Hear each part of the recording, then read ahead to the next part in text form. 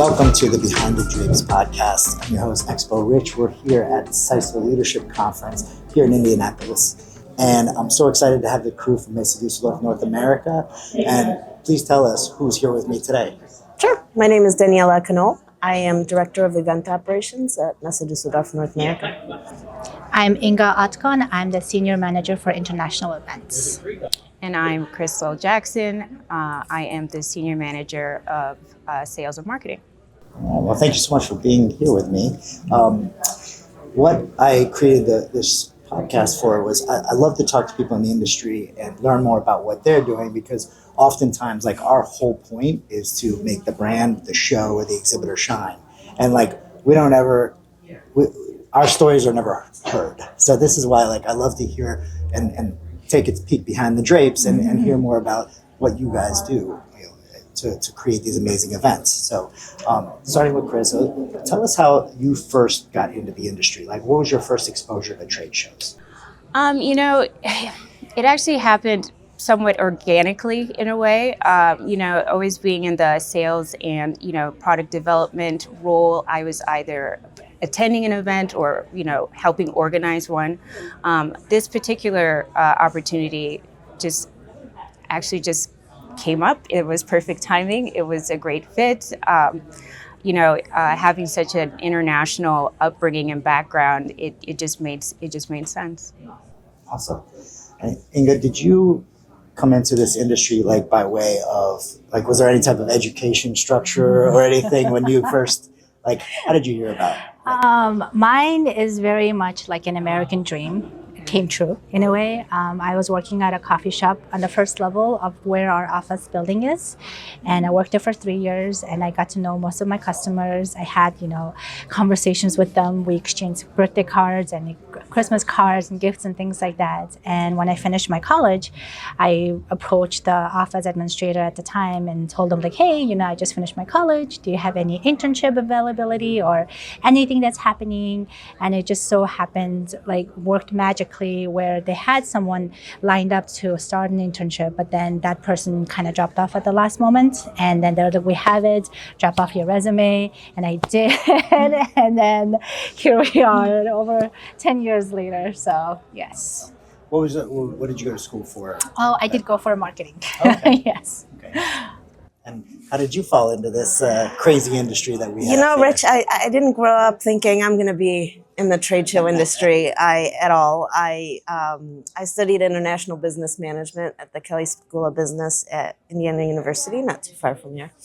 And I knew that I wanted to use my native language skills of German and Spanish working for a German company. I had done an internship in Germany for some time working for a company there. And I just knew that that's the approach I wanted to take. So when I researched companies within the Chicagoland area, which is my home at the time too, I came across MD&A, and I started thinking, okay, what's this whole trade show German business? Company in the U.S. Yeah, and I thought, well, let's take a look and see what it is. And then it just was intriguing to me, and I kind of was thrown a little into the fire because when I came in, we were in between sort of presidents, and then I just kind of got thrown into it. And our current president, Tom Mitchell, was sort of a mentor to me at the time, and worked me through the little details. And we ended up doing a medical trade show in Mexico together, and then it just kind of it got addicting. And fast forward 25 years, I'm still here with MD&A. So this is also my first job coming out of college. So it speaks volumes to be the type of company that you want to be with for the long haul. So yeah. You saw that you could continue to grow there and expand throughout the different sectors. So yeah. So on that, you answered my next question right away. As some of the people that are going to help us along the way as mentors. You mentioned Tom Mitchell as being your mentor there. Any other mentors that you can give a shout out to that helped you along the way and build up? There's so many in the industry, and obviously we come from a very small office in Chicago because we're a subsidiary of our mother company in Dusseldorf, Germany. So we tend to work very closely as a team. And so it's been a collaboration of many different people within not only our office, but our headquarters, some of our international subsidiaries too. So I feel that it's sort of a collection of wisdom that I've been given. So I wouldn't single out specific people, but there's certainly so many people that you learn from so many different aspects.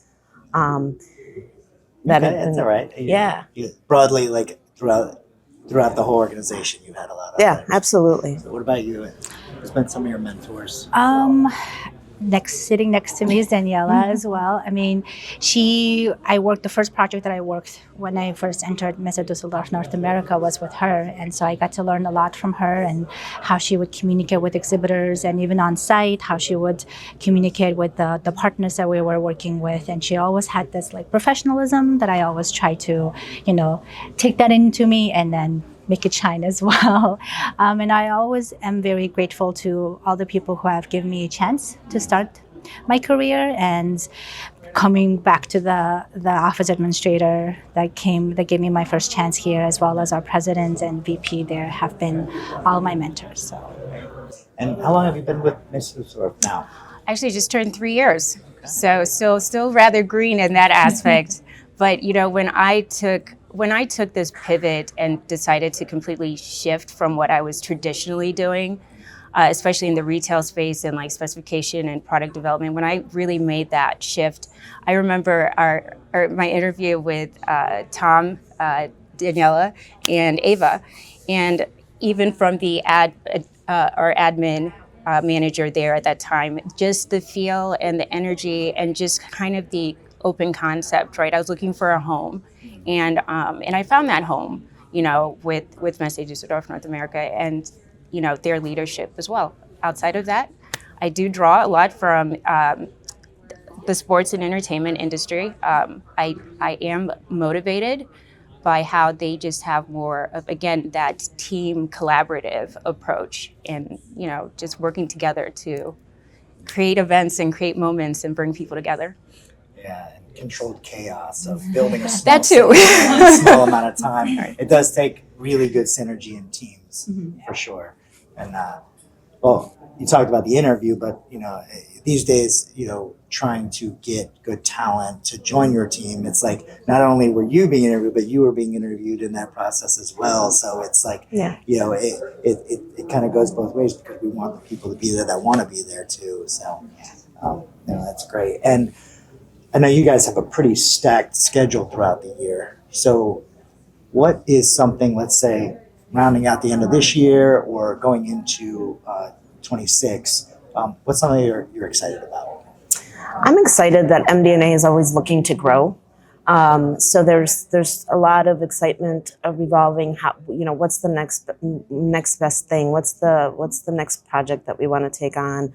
And so that growth potential, I think, is super exciting to me, and being able to bring those to fruition and kind of see how we are able then to connect people and bring and evolve these industries, because our events really cover so many different industries, and I think that that's also what keeps the excitement of understanding and knowing, and so that the openness for MDNA to look forward to growth is what excites me. Nice. Any special projects or anything that you might be looking forward to jumping in on?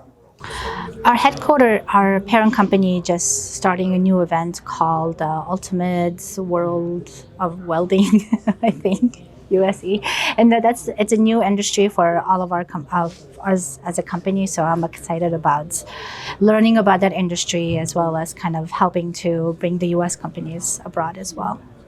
Yeah. Krys? I'm excited about everything we have going on globally and all the new areas that we are expanding into. I'm mostly excited that we are in that process as we're starting to implement a lot of AI and trying to structure things and restructure in a way, try to figure out what works. So it's exciting because I think it's going to make our lives easier in the long run, but it's a lot of work at the same time. So Yeah, definitely. Yeah, being able to analyze, and aggregate data and find out, like, making the educated guesses on what you should do next in certain things is really, I mean, it's a huge, powerful tool, being able to lean in on AI on that for sure. So, have you been to SISO before? No, first This time. is your first time. This is your first time. First And I time. know you have. No, Oh, this is no, awesome. first SISO? Yeah, Okay. yeah. I know we see each other at I so many know. industry I events know. and made the assumption. So far, day 2, day 1, full track. What's something that you see that SISO can help you in either your industry, your growth? What are some of the things that you're looking to get out of being here? Well, it's always about the meeting new people, connecting, making those connections, learning from others. That is key. So listening to lessons learned, how we can implement our strategies better from just kind of learning from each other, I think is invaluable at this type of event. Yeah. Same for me. Peer-to-peer education is a key factor, so that's what I'm looking forward to it as well. Krys? I have to echo the same thing. It's so refreshing to hear that, other people have the same problems like we do, right? For instance, the session where she's like, how do you explain what you do to people? I was like, yeah, no, really, tell me, how do you do that? That is a funny thing. Yeah. Yeah, because I spent my entire career, and I'm second generation, so I literally grew up around this, trying to explain what I do. So now it's like you've seen an auto show or a car boat show. Oh yeah. Yeah, that's about the closest, or a Comic-Con. Yes, consumer shows are Yeah, the easiest exactly. to explain. My husband still never really understood it, and he just thinks that I'm always, at these receptions having a good time and drinking cocktails, and I was lucky to put him in a position where one of our events, Exponential, is actually in his industry, and so he was able to exhibit with his company at the event, and I noticed his eyes got really big because he realized what I do for a living, and he's like, and then he kind of got very sheepish and sort of said, "I'm sorry if I was ever a jerk," because he understood what it takes to put something like that on, and even just, I think, exhibiting companies sometimes don't realize it, but there's a lot involved, and I think that there's a lot to be learned from an event like this, for all of us, as far as what's new out there. And I love listening to the Gen Zs talk about it, just because our office too is, we do have some young people, but not enough of them either, and we're all kind of getting older and older, and so that sort of like huge generational gap isn't all there just yet, and it was really cool to see that perspective. Glad that all of you are now coming to these events. You've been coming for some years, and you said spot on. The peer-to-peer is what I love about this, is how people really show their cards. They really tell you, like you said, the pain points. They talk about the problems that you're having and how they're overcoming them or asking advice. And I've always loved how open everyone is about sharing their struggles and their wins and how they're getting there. So, well, thank you so much for doing this today. I appreciate you all being here. Thank you, Rich. Yeah, Thanks. Thank you for having us.